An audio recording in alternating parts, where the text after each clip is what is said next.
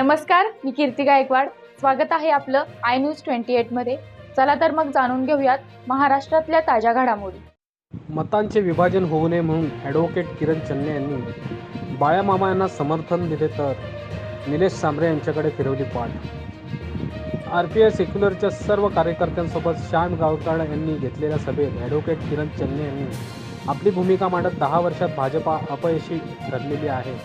भाजपाची हुकुमशाही थांबवण्यासाठी इंडिया गठबंधनने मांडलेल्या मुद्द्यांत सर्वसामान्यांचा फायदाच होणार असून ही निवडणूक जिंकणे महाविकास आघाडीकडून खूप महत्त्वाचे ठरणार आहे. यावेळी बाळामामा म्हात्रे यांना मतदान करावे असे आवाहन किरण चन्ने यांनी केले. तर निलेश सांबरे यांची राजकीय भूमिका पक्षासाठी संभ्रमाची असल्यामुळे मतांचे विभाजन होणार नाही यासाठी सुरेश म्हात्रे यांना मोठ्या मताधिक्याने निवडून देण्याचे आवाहन किरण चन्ने यांनी आपल्या पदाधिकाऱ्यांना व कार्यकर्त्यांना केलं. इंडिया न्यूज 28 साठी भिवंडी प्रतिनिधी शिवाजी राऊत यांची report. Republican party of India secular जे सर्व लोकसभा क्षेत्रातील पदाधिकारी या ठिकाणी उपस्थित आहेत.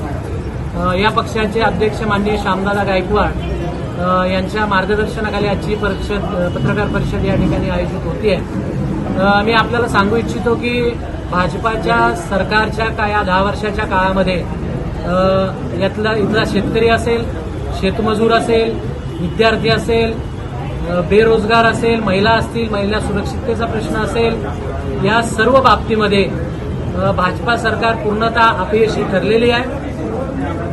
इंडिया गठबंधनने जो जाहीरनामा या ठिकाणी जारी केलेला आहे तो जाहीरनामा पाहता मला वाटते सर्वसमावेशक आहे, सर्व जाती धर्मियांना घेऊन जाणार आहे. सामाजिक न्यायाचा मुद्दा अत्यंत महत्वाचा आहे.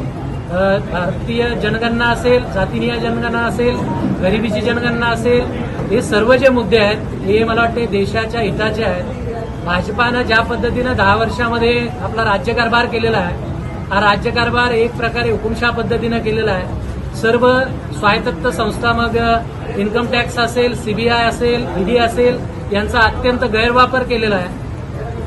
संविधानाची जी मूल्ये आहेत ती संपवण्याचं काम देखील भाजपा शासनानं केलेलं आहे आणि संपूर्ण देशामध्ये अत्यंत एक भयावह अशी परिस्थिती आहे.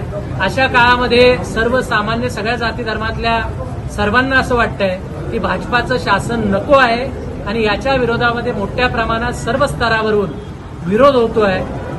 Republican party of India secular आणि जे बाबासाहेब आंबेडकरांच्या विचारांना मानतात, फुलेशाह आंबेडकरांच्या विचारांना मानतात, अशा सर्व पक्ष संघटनांनी भारतीय स्तरावर, देशाच्या स्तरावर असा संकल्प केलेला आहे की भाजपाला कुठल्याही पद्धतीनं हरवणं आणि याच्यासाठी सर्व परीनं प्रयत्न करणं, त्याचाच भाग म्हणून इंडिया आघाडीला आंबेडकरवादी अनेक संघटनांनी, त्याचबरोबर Republican party of India secular या पक्षानं आधीच पाठिंबा जाहीर केलेला आहे. आपण जो मला प्रश्न विचारला की या ठिकाणी 3 कॅन्डिडेट लढतायत, भाजपाचे कपिलजी पाटील असतील, निलेशजी सांबरे असतील अपक्ष म्हणून, आणि दुसरीकडे सुरेश म्हात्रे म्हणजे ज्यांना आपण बाळामामा म्हणून ओळखतो, हे राष्ट्रवादीमधून उभे राहत आहेत. आम्हाला असं वाटलं होतं की सांबरे साहेब हे काँग्रेसचं तिकीट घेतील, परंतु त्याला इंडिया आघाडीनं तिकीट न देता ते बाळामामा यांना दिलेलं आहे. आजपर्यंत सांबरे साहेबांनी कुठलाही राजकीय स्टँड स्पष्ट केलेला नाही की ती आघाडीबरोबर जाणार आहेत की भाजपा महायुतीबरोबर जाणार आहेत. त्यामुळं वोटर्समध्ये संभ्रम असताय. आमच्या समोरचा सगळ्यात मोठा प्रश्न आहे की या देशाची राष्ट्रीय एकात्मता टिकली पाहिजे, भारताचं संविधान वाचलं पाहिजे आणि भारताची लोकशाही वाचली पाहिजे.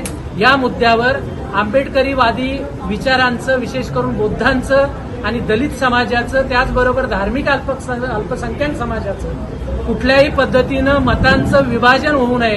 ती मतं विभाजित झाली तर त्याचा फायदा भाजपा पक्षाला होतो, हे आतापर्यंत 10 वर्षाच्या काळात सिद्ध झालेलं आहे. आणि म्हणून यापुढे या मतांचं विभाजन होऊ नये.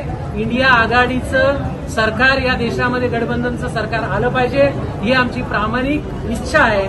आणि म्हणून आज रोजी आम्ही भिवंडी लोकसभा मतदारसंघामध्ये सर्वच विधानसभा क्षेत्रातील सर्वच पदाधिकाऱ्यांच्या उपस्थितीमध्ये सुरेश म्हात्रे अर्थात बाळामामा यांना पूर्णतः समर्थन देण्यासाठी आजची पत्रकार परिषद घेतलेली आहे. भिवंडी कॉन्स्टिट्युशनमधले जे महत्वाचे प्रश्न आहेत, मग रेल्वेचा प्रश्न असेल, रस्त्यांचा प्रश्न असेल, पाण्याचा प्रश्न असेल, आणि सर्वांच्या जिव्हाळ्याचा जो प्रश्न आहे तो म्हणजे टोरेंट कंपनी.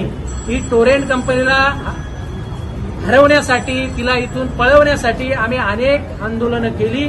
भाजपानं या बाबतीमध्ये कुठलीही भूमिका घेतलेली नाही. उलट पक्षी भाजपा पक्षानं 185 कोटीचे इलेक्ट्रोल बॉन्ड घेऊन त्यानंतर महानगरपालिकेला टोरेंट कंपनीचे जे भाड्यापोटी देणं होतं 285 करोड रुपये, ते देवेंद्र फडणवीस यांनी अध्यादेश काढून माफ केले. हे माझ्या मते भिवंडीच्या जनतेची लूट आहे. त्यामुळे या बाबतीमध्ये आम्ही जन आंदोलन करणार आहोतच आणि करत आलेलो आहोत. त्याचबरोबर कोर्टामध्ये या स्कॅममध्ये जे जे सहभागी आहेत त्यांना आरोपी करा. त्याचबरोबर कोर्टानं महाराष्ट्र शासनानं जो बेकायदेशीर अध्यादेश काढून 285 कोटी रुपये जे भिवंडीच्या जनतेच्या रक्ताचे घामाचे होते, जे भिवंडीच्या विकासासाठी वापरला आले असते, ते टोरेंट कंपनीला देऊन एक प्रकारे भिवंडीच्या जनतेची लूटमार केलेली आहे. आणि त्यामुळं बाळामामा यांनी आतापर्यंत टोरेंट कंपनीला हटवू अशा पद्धतीची जी भूमिका घेतलेली आहे, त्यांच्याबरोबर त्या भूमिकेत आम्ही सहभागी राहू. आणि येणाऱ्या 10 दिवसात या 5-6 दिवसात आम्ही मुंबई हायकोर्टामध्ये रिट फाईल करणार आहोत की टोरॅन्टो कंपनीला 285 कोटी रुपये परत करण्याचे आदेश महाराष्ट्र शासनाला करावेत. त्यामुळं आमचं हे आंदोलन जे आहे, आमची जी भूमिका आहे ती संविधानाला वाचवणारी आहे. आमची भूमिका ही लोकशाहीला वाचवणारी आहे.